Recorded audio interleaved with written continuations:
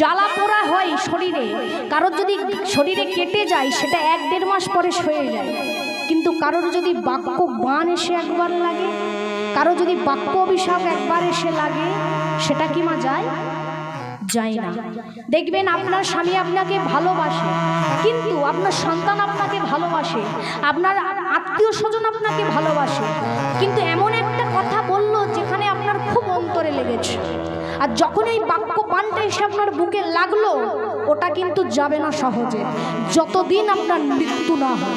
আজ থেকে 20 বছর আগে কে আপনাকে কটু কথা বলেছে, দুঃখ দিয়েছে, এমন একটা কথা বলেছে, হয়তো আপনার অন্তরে বেঁধে গিয়েছে।